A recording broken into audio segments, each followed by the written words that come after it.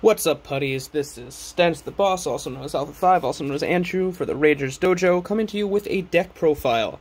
It's been a hot minute since I've done a deck profile. The only reason for that is, y'all know what's going on in the world. Also, stuff's getting weird at my house. We're doing construction. My usual recording space is totally different. This is not where I usually record. There's just a lot of stuff going on, so sorry for the delay. The other big reason why I haven't been, why you've not seen as much on the channel right now is, we've been playing a lot of tournaments over Discord. So if you want to actually play Kaijiro instead of just watch it, please join us in the Discord. Drop a link. We've got another tournament that, boy, by the time this video comes out, I should have the sign up for. If I don't, someone yell at me. But our next tournament will be open with Eye of the Storm cards. So if you ever wanted to play an open format with Eye of the Storm, please do. We've got a lot of tournaments planned. We've got a lot of ideas. So please let us, join us in the Discord. That's where a lot of the content is coming these days. Not just videos, but like interaction and discussion about the game. But with that, let's get into it. So this deck was just an open tournament, no Eye of the Storm, or was the format of the tournament. So I built a control list essentially based around this card here, Veil Slip. Veil Slip's always been one of my favorite cards. I think it's really interesting. All of the best effects in Kaijiro happen when they come into the battle zone. And you see that especially in decks like 5-Civ Fresh Ave, and, well, dragons do that a lot. You see Andromeda, you see Lyra. And frankly, just most, General Finbar is another one. General Sky Crusher is another one. Like, most decks have a very strong come into the battlefield effect. Most of your Monarchs do as well. I think all of the Monarchs do, come to think of it. So, the whole idea of the deck was, let's get utility by playing cards twice using Veil Slip. I can drop it once on turn 5, and then I can drop it later on its respective turn that I should be dropping it at. This works pretty dang well. I took second in the tournament. I lost to LWD. Who was playing as Veggie List. That's a sick Veggie List, by the way. But I didn't have pretty much any issues with anyone else in the event, if I'm remembering that tournament right. That tournament was probably 3 or 4 weeks ago now, so it's been a while. But, I wanted to get this deck profile up because it's really interesting, and some people are experimenting with similar versions of it. So with that, let's get right into it. I'll just go in curve order. For control decks, I don't like going in curve order as much, but it helps just for organizing my thoughts. Typically, I organize it by, this is this package, this is that package. These are, these deck cards do similar things, but I don't think that works as well for this. So, we'll start with just the curve. 3 Grudge Weaver, 3 Aqua Strider. Basic defensive cards. Frankly, I don't think I need this many 2-drop blockers. I would probably go 1 less than the Grudge Weaver, and then maybe trade it out for something that's like a skirmisher, probably Iron Tree. There was a lot of discard matchup, and being able to mitigate the early Mesmerize is valuable, to say the least. But yeah, for the most part, they're defensive. They're some of the best blockers in the game. They saw pretty much ubiquitous play. They're good cards. Next, 2 Mesmerize, 2 Logos, 2 Corile. These numbers are all sorts of messed up. I gotta be playing 3 Mesmerize. The reason I was playing 3 Mesmerize is because I was playing... the reason I was playing 1 Mesmerize is because I was playing 1 Razorkinder Puppet, but the timing of being able to Mesmerize on 3 versus Mesmerize on 6 or 5 with the Veil Slip is totally different. Frankly, the Mesmerize is just so much better.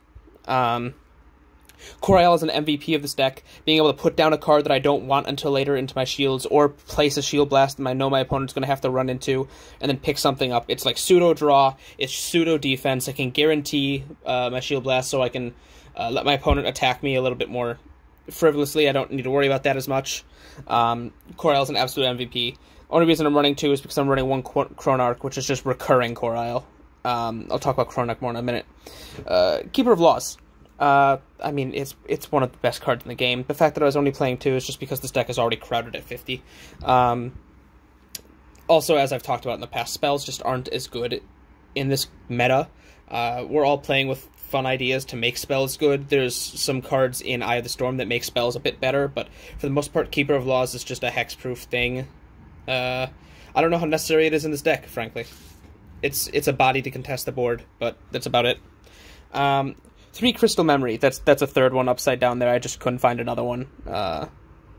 But yeah, whatever. 3 Crystal Memory. Control decks, tutor out the cards you need. It's a Shield Blast. It helps me just pick up things that I want. Good card is good. 3 Piercing Judgment. Best removal card in the game for its mana cost, or just in general. If you're questioning 3 Piercing, you have problems that you need to work out about, like, how you're playing the game. 2 Bone Blades and 1 Underworld. This was originally 3 Bone Blades, but at last minute before the tournament started... Well, not last minute, because then it sounds like I'm changing my deck to based on the field.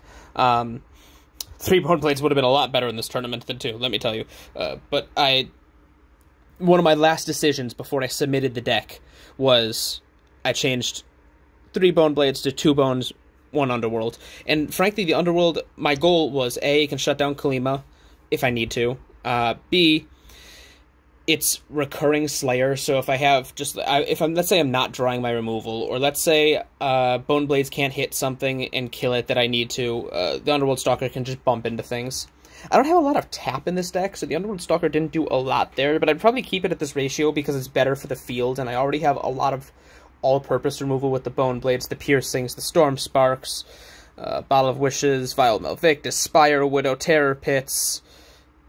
I've got a lot of removal. So I think I'd probably leave it at this ratio. It's fine.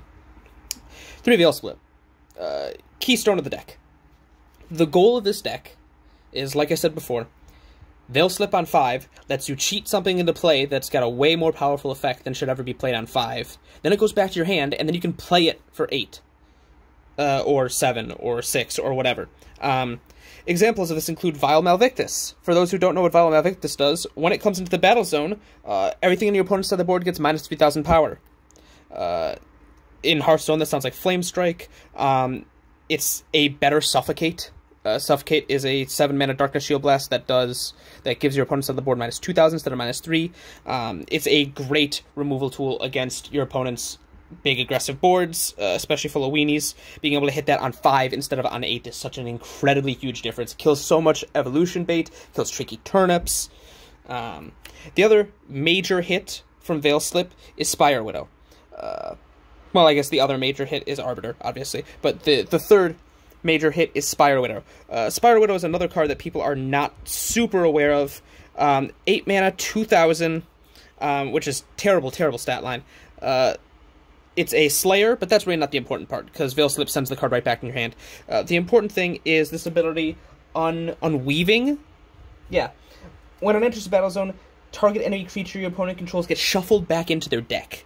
This is so incredibly good because it takes things like Anjak and just say, no, get that out of here. It takes things like Boulder Fist, no, get that out of here. It takes pretty much any threat your opponent has, and it kills it without setting off any of the, when this creature dies, this would happen instead, or do this, or whatever effects. It, like I said before, it answers the things that would typically go to mana. It answers Underworld Stalker. Typically, with this kind of thing, if you wanted to get around those effects, you have to send the card to mana instead of destroying it, but now I'm shuffling it back into their deck. I guess the only downside in that regard is they still have that resource later, so if they top deck it, they can play it again, but that's really not the issue. If I can get things off the board, especially if I'm ripping Spire Widow off of Veil Slip, then Veil Slip lets me kind of stall until I have bigger, more relevant removal. Now, okay, now I can Terror Pit it, I don't care. Now I can Storm Spark, now I can slap down a Tritonus or a Squillache, and I, you know, great, you've got an Anjak, I've got a Tritonus. I win. Next, 2 Keeper of Dawns. I was heavily inspired here by Fal Iga, Keeper of Dawn. There was Fal Iga controls back in the Duel Masters days. Keeper of Dawn control was a very big thing in the Rise meta. Just play a bunch of good removal and draw spells, and then play Keeper of Dawn, and then get it back to your hand and play them again. Seems good. I might actually consider going up to 3. It's that good. It's really relevant, and this deck doesn't always have a lot of things that it super wants to do on 5. It depends on how your curve has progressed and what your opponent's doing. 5 is a very, very strange turn for this deck, because there's a lot of different things you could do, but none of them feel incredible. I'll talk about that later in that changes section. 2, Mystic of Water. I'm not playing... Obviously, you don't see any of the other Mystics in the deck. I'm playing this because, for those that don't know, it says, search your deck, put a water spell in your hand. So it's kind of like Crystal Memory, except only for water spells. I didn't like Mystic Water that much. I found it too slow. It only searches Reverberate, Veil Slip, Crystal Memory, and Piercing. I mean, Reverberate and Piercing are great. Okay. Oh, and it searches Logos as well. I'm not searching for Logos pretty much ever. That feels like a very bad decision. Veil Slip I might search for, but if I'm playing it on 5, then next turn I Veil Slip on 6. That's not as good as Veil Slipping on 5, obviously. Sometimes, I think once, I Mystic of Water when I had very few cards in hand because my opponent was playing a super discard-heavy deck to grab a Reverberate, and then I slapped down Reverberate and I drew 5, and that felt really, really good because that was the reload I needed, and I just never fell behind the rest of the game. But other than that, I don't know, I feel like Mystic Water is a flex spot. The blocker is nice, but it's not a very big blocker. It's not super relevant. So, I feel like I should be removing things instead of just stalling them. One Bottle of Wish, I absolutely hate Bottle of Wishes as a card, but there's so many good targets in this deck. Being able to just shuffle your deck and say, Valmavictus, kill your board. Spiral Whirl, kill your board. Squillace, Tritonus, whatever. Arbiter, right? Real good. Reverberate. You really only need the one. If you play 2 Reverberates in a game, like, you're either playing into your opponent's Squillaces or Skull Shatters or something, or you're going through resources way too fast. Yes, sometimes it sucks when it gets stuck in shields, but that's really about it. Sometimes it's bad in the aggro matchup when your opponent's broken all your shields and you go, hey, this does nothing. 6 mana, draw 1, let's go. But, I mean, you don't want the card in that matchup anyway, so having more copies would make it even more dead. So I think it's fine as it is at just a 1-of. 1 Stormspark. Stormspark can go back and forth. Maybe I want 2, maybe I want 1. It can't hit Stormspark off Veil Slip, but maybe that's too cute, that's too gimmicky. Multiple Stormsparks is incredibly good because I can use it as a control spell and a defense. A lot of us have been debating in the Discord for a while, is Stormspark too good? Very possibly. It's very swingy and it's very powerful. The fact that I'm only playing 1 here was probably a mistake. 1 Razorkinder Puppet. Like I said before, this is Mesmerize on legs. Came out in Rise. This is way, way earlier. For those that don't know what Mesmerize does, I don't know what hole you've been living under, but it says look at your opponent's hand, you choose and discard something instead of your opponent choosing. That's incredibly powerful. I liked having the body on it because it let me contest board, and I liked being able to Veil Slip it, but Veil Slipping a Razorkinder Puppet and then the next turn doing it again, like, it doesn't impact the board enough, and by turn 5, my spells need to be impacting the board because as a control deck, I'm not pretty much ever gaining board control, really, until the very late game when I've cleared a board. So the Razorkinder Puppet, that's another flex spot. That should have just been the 3rd Mesmerize. It's just not that good. Chronarch, on the other hand, people sleep on this. This is recurring Cyberlord Corail. 6 mana, 4,000. Time Portal. At the end of each of your opponent's turns, so it's your opponent's turn, not your own. That's pretty much the only downside. You can draw a card. So you basically get 2 draws a turn, because your opponent ends their turn, you draw a card. This effect goes off, you draw a card, and then the rest of this happens, and then you start your turn, so you get another draw. So drawing 2 cards in a turn, essentially, is already incredibly powerful. Then, if you have any shields, put one of them into your hand, and put a card from your hand into your shield zone face down. So, if you have a shield, pick a shield up, then put a shield down from your hand. It's incredibly powerful. It lets you just kind of... It's kind of like Wild Stride Randolph, except this deck doesn't need mana. And it happens, instead of at the start of your turn, it happens at the end of your opponent's turn. But yeah, no, this card's incredible. Frankly speaking, this card is very powerful, especially in the slower control matchups. 1 Chronarch, plus 1 Reverberate, plus the Logos, plus the Crystal Memory, plus Mystic of Water, plus Keeper of Dawn, plus the King Tritonus. This deck had no issues with draw whatsoever.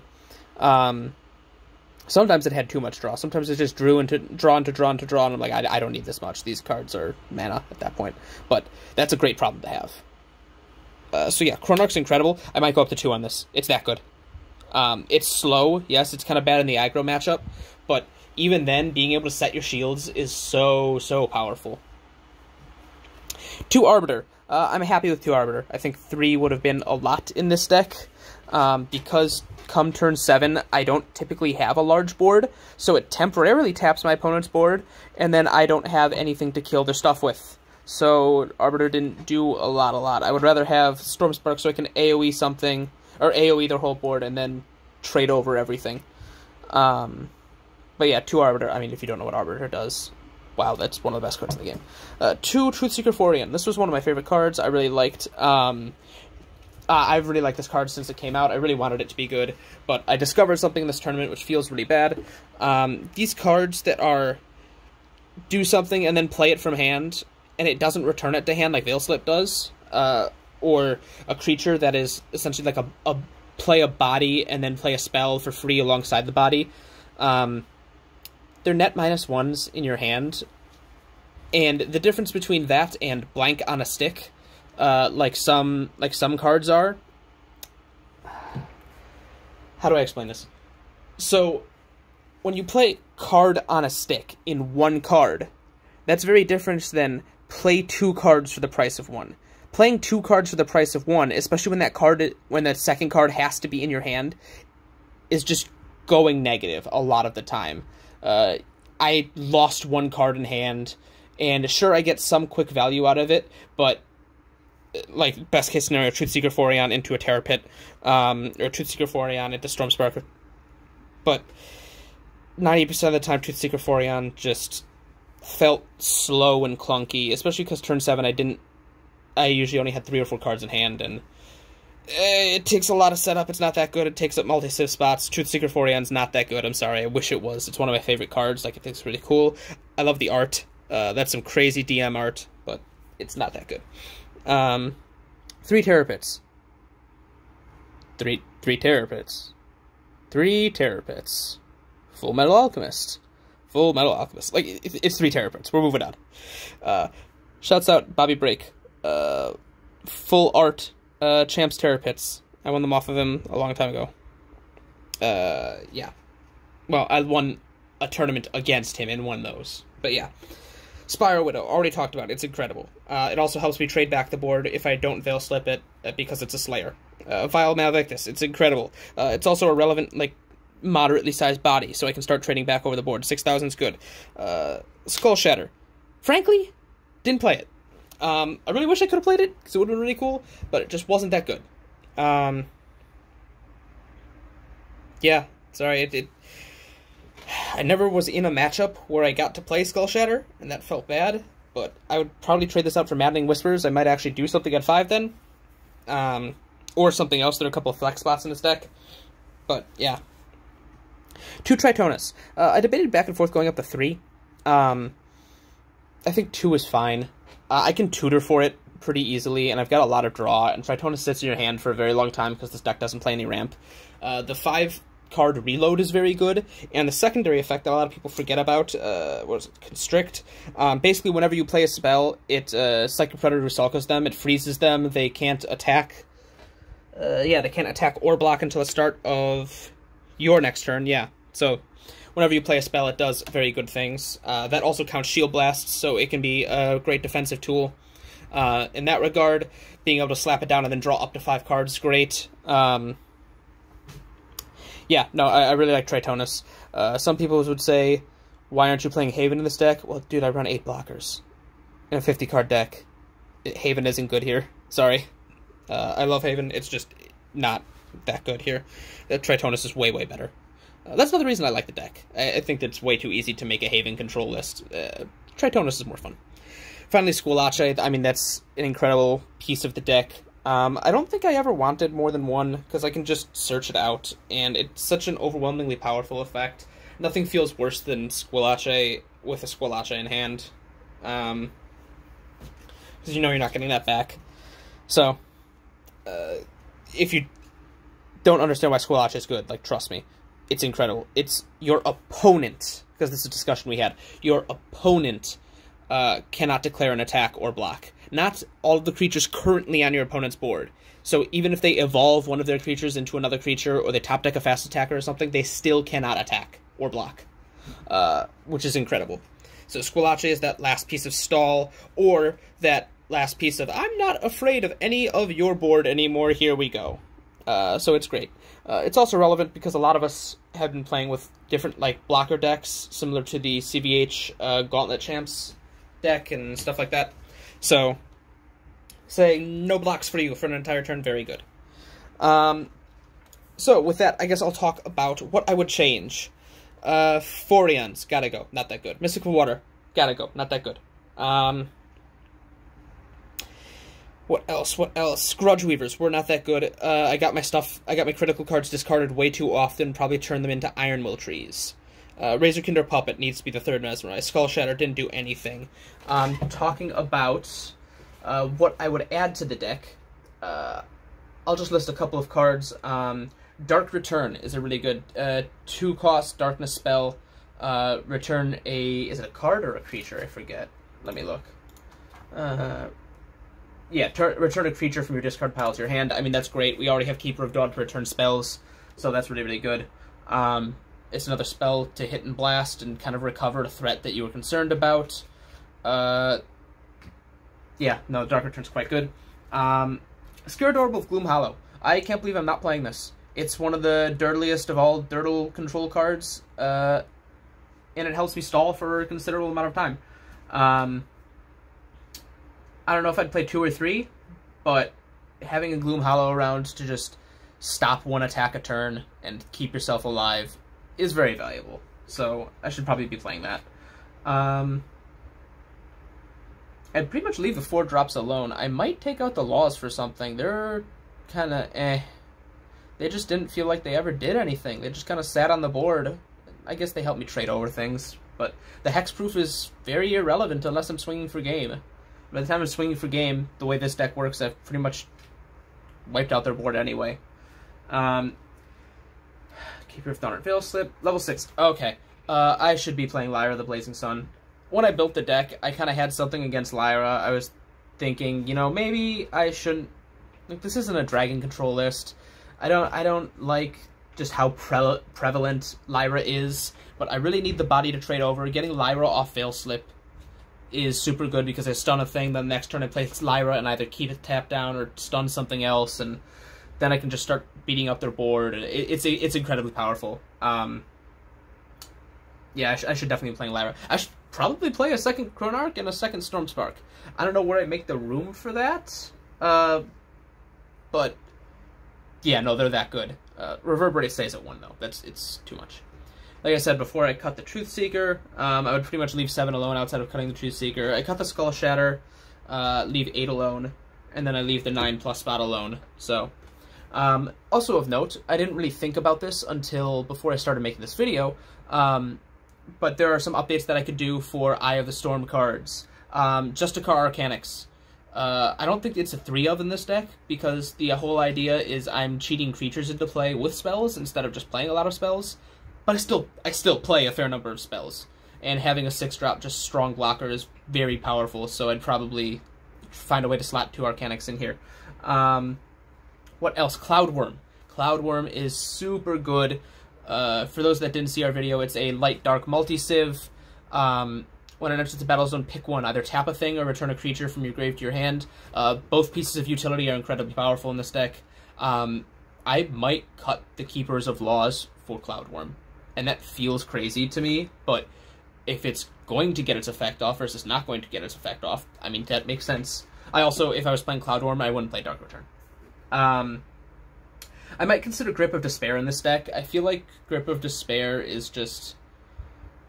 It takes the spot of Veil Slip is the problem, and Veil Slip's kind of the point of the deck. So if I put Grip of Despair in, at that point, like, I just stop playing with any of the cute cards or any of the interesting cards, and I just build Lightwater Dark Control, and I slap in some Andromedas, and that's kind of it. Speaking of Andromedas, though, I do need some shield regeneration. I don't like Serpents in this deck. I don't have enough weenies or anything to kill off, really, to generate Serpents procs. And 6 is already kind of clunky, so I probably wouldn't play Repulse. But I might play Cetus the Augur.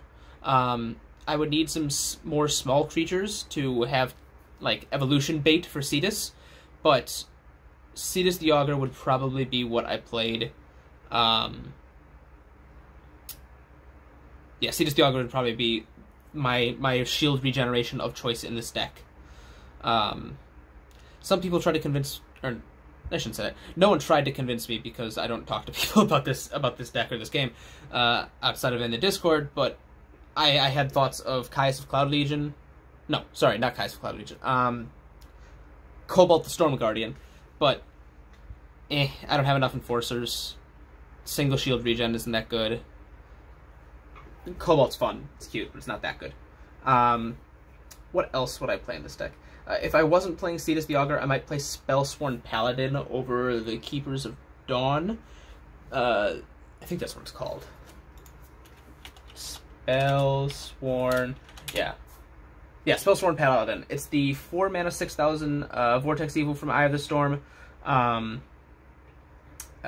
If you unleash a light card when it attacks, return a spell from your discard pile to your hand. If it was water, you can cast a spell that's 7 or less for free. So that can kind of snowball. The problem is, I discussed this with Wooden a little bit when he was playing a similar deck in one of our last tournaments, but this card does not do as much as it should, and often feels really bad off curve.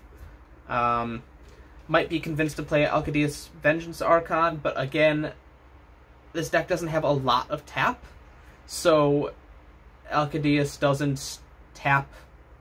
It doesn't have anything to attack besides shields a lot of the time, and when that happens, how would I say? I don't want to attack my opponent's shields. I can't trade over the cards, so the Alcadius procs don't usually go off. Sorry, I'm dirtling. Tinker Tivster might be a card that I play. I might play Tinker Tivster over the Coryles because it's just 2 mana 1,000 Corile with Clash instead of Corile. Just gets it down a turn earlier. It feels a lot better to go into Tinker Tivster into Cetus as opposed to Coryle into Cetus because it just costs 1 less mana. Obviously that's if we win the Clash, but this deck is very top heavy anyway, so we're gonna win Clashes, I would say, the vast majority of the time. I'm not gonna put a percentage on it.